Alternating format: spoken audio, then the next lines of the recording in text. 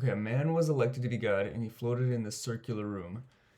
It was this enormous chamber. It went infinitely up and then infinitely down, and then kind of like a compass, northeast, southwest. There was four doors, equally spaced around this chamber, and so these doorways had walkways that went down, and then the walkways led to this central hovering circle platform that was hovering over the abyss. And at first, this god took pleasure in his work. He guided the beings that went through one door into the next door, and then decided which beings would fall into the pit. And eventually, he became angry and alone. So then, he was given a servant or a companion that would help him as he guided these beings from one door to another.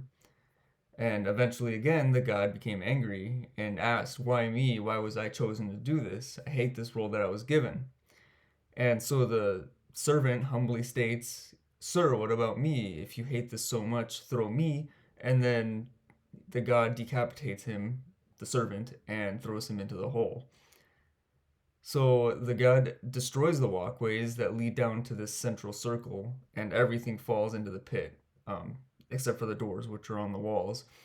And he opens the doorways, and these humanoids and like these all of these beings start pouring in. They're not walking, they're flowing through the doors. And I remember seeing faces of sorrow, excitement, happiness, before they fell into the hole.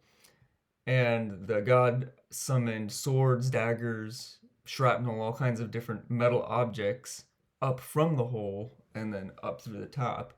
And as these beings and the debris intersected, there was this huge display of carnage. And I remember seeing the god screaming angrily as these beings helplessly poured into the pit and immediately became ripped to shreds. The last thing I remember was seeing this exhausted god hovering in the center of the room covered in red.